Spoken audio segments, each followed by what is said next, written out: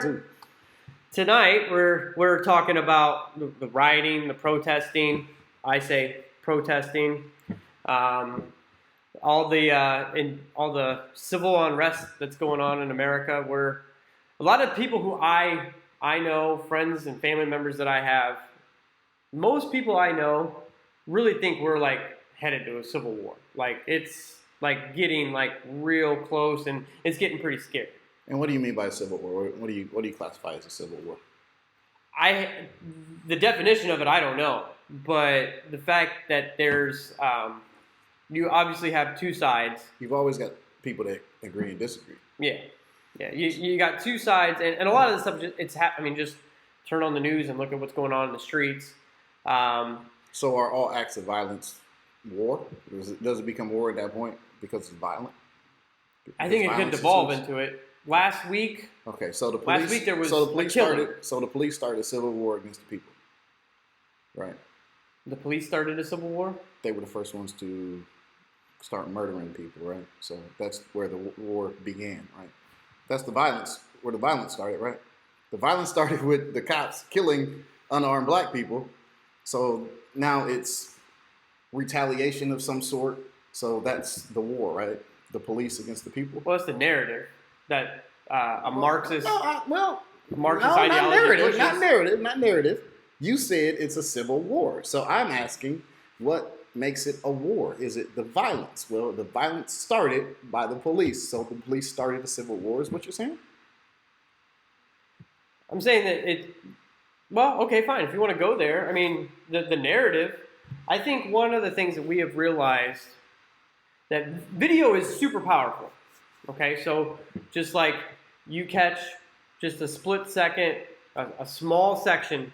The Jacob Blake instance was the most perfect instance of this.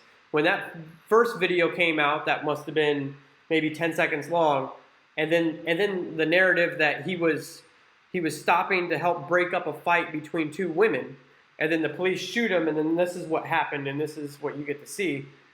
And then people go burn down the city. Well, if that was actually true, we can understand why people would be upset. The guy was literally stopping to help break up a fight, which was completely a lie.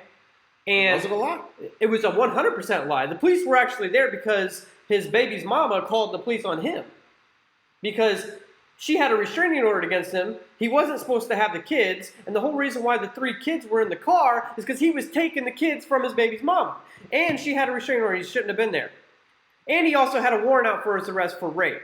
So okay? That has nothing to do with that, though. So, well, when she calls the police and says that he's doing this, he's taking my keys, he's got my kids in the car, and he's trying to leave, okay? And then the police run his name. Oh, shit, he's got a warrant out for his arrest for rape. He didn't pull over to stop a fight like a good Samaritan. Look at your face.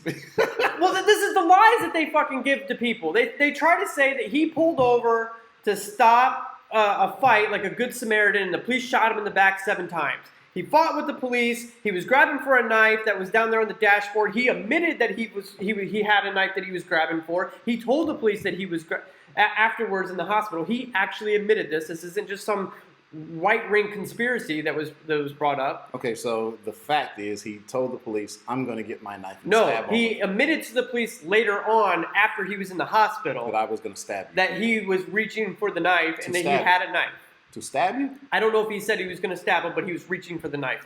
He literally just got into a fight with 2 police officers. From what I understand, they were aware of the knife. And this is by the facts that the sheriff laid out in a press conference. He said he told them that he had a knife. So there's no justification for shooting him for getting a knife he told you that he had, unless you felt like you were in danger and he was going to do something. Why would you think you're in danger? Maybe because we just got into a fight with a guy on the ground. We tased him. He gets up and then he's going to get into a car with 3 kids, and he has a warrant for rape out for his arrest. Was his intent to go get the knife to stab them? Now, number one, 3 people could not restrain one man long enough to keep him away. That is from ridiculous. The knife. 3 police. These are inept officers. They are. Grabbing and holding. And the other issue that we had talked about before in Atlanta, where they had 2 police officers and they couldn't keep the one guy down. So this is absolutely ridiculous on how these how officers poor can't the law enforcement is. Yeah. So as stop a eating result, the donuts and so- get in the damn gym. So as a result of us having inept law enforcement, they have to go and resort to guns. But at what and point shoot people. is personal responsibility going to be relied in here? Why are you fighting with a police officer? I Why think are you the going to personal- grab I a think- knife with a police I officer? think the personal responsibility, if you're going to say he's personally responsible, the officer also has some personal responsibility to not shoot a person 7 times in the back. So what? And just then shoot him miss once? one. Point blank and still missed a shot. So shoot him once? Don't shoot him at all. Don't shoot him all. So let him grab the knife and stab him. No, The never guy let him already- get around. No, never even let him get to the point where he gets around the car. Stop him before he goes. Okay, well, that I agree. Place him under arrest while he's on that side of the car before he goes and gets the knife he told Well, you they he did got. put him under arrest. That's why he fought back. Well, do it. But- okay, I agree. 3 of you cannot hold one man down. I think it was 2, but still, it was still ridiculous I that don't 2 care. guys can't hold him Okay, down.